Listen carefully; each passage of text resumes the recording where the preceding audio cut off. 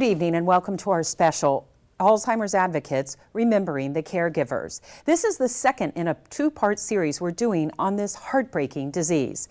Tonight you will see stories of those in our area who are dealing with the realities of Alzheimer's every single day.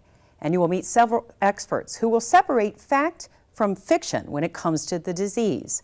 We will also find out what, if any, strides have been made in finding a cure or a treatment. In addition, right now we have a live phone bank up and running.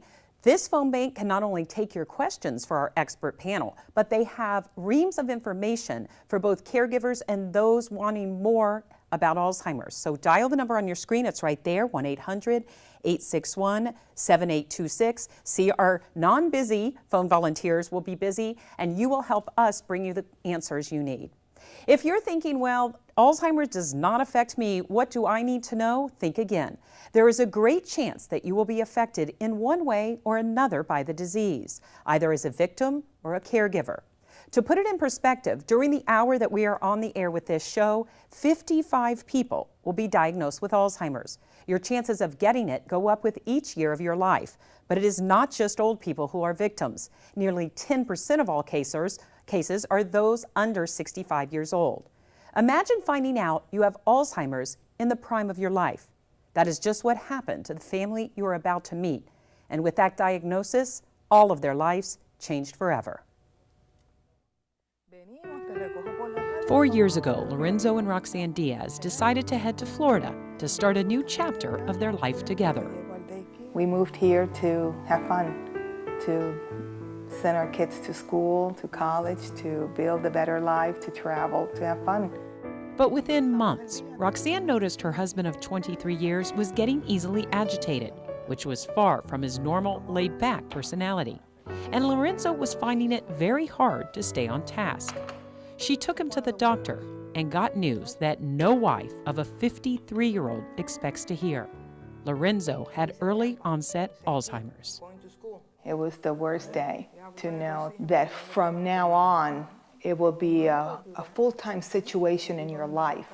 It wasn't that you were in pain for 1 hour and then better for 8, that this will be an all-night, all-day, 24-hour situation of watching someone that young losing his memory day by day. Now that is how this family lives, day by day. Roxanne bears the brunt of responsibility. Her youngest son still lives at home, but is too upset about the diagnosis to talk about it on camera. At times I'll find him in his room crying.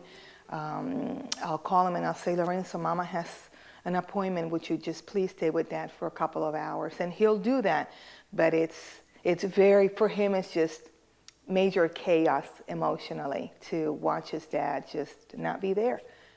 Her son does fill in when Roxanne needs help, but most days, it's all up to this caregiver. Did you sleep good last night, mijo? Yeah. Sleep good. It's a long day.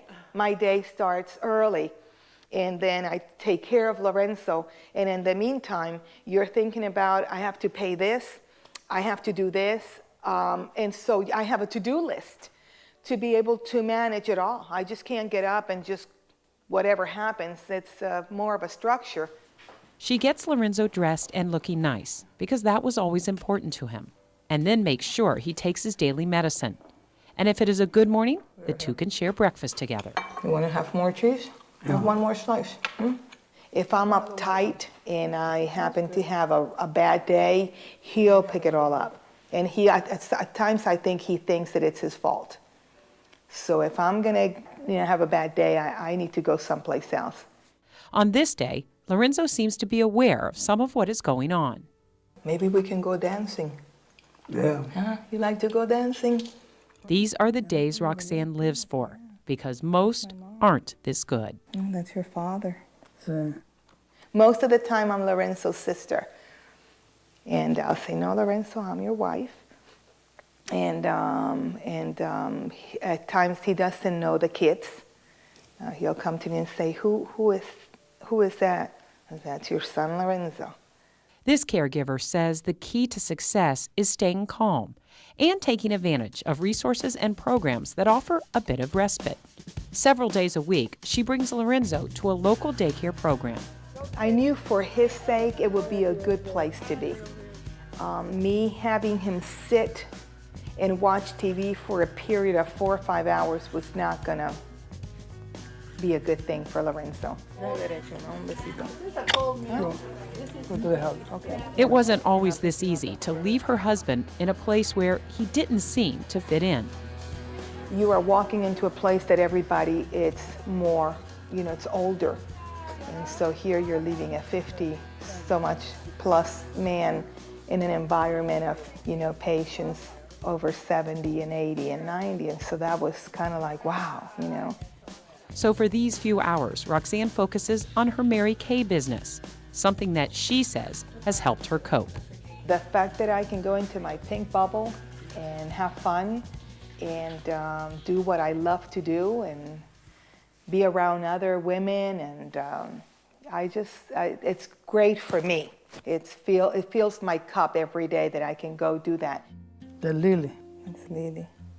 She also gets joy from the brief glimpses of the man she fell in love with on the first night they met at a group dance. She's doing a good job.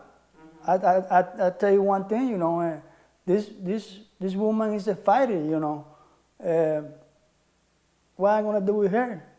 I mean, I'm serious, It would be, I don't want to talk about it. I love you. It's okay. Okay. You pray. You pray. I think you realize that you've been chosen to take care of a situation like this. And you have to step up to the plate and do the right thing, And for a man who doesn't remember his own wife's name, remembering the steps of salsa is no problem. ¿Y quién yo soy, Lolita? ¿Quién yo soy? Mi esposa. Yo soy tu esposa. I know that 5 minutes later, 5 seconds later, he won't remember the setup here, that we were dancing, that we were together. 5 seconds later. Roxanne says to survive this, you can't focus on the forgetting.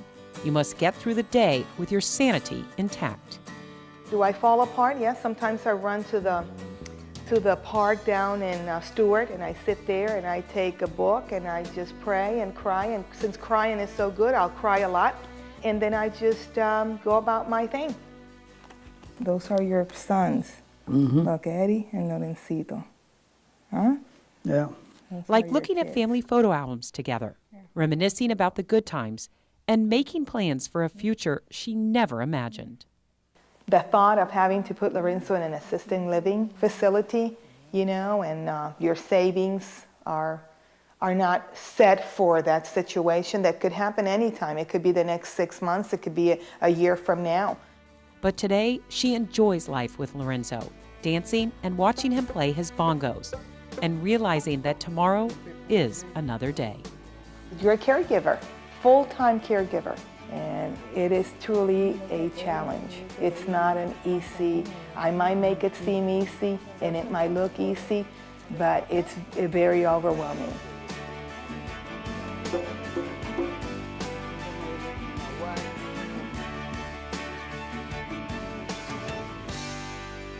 I love you.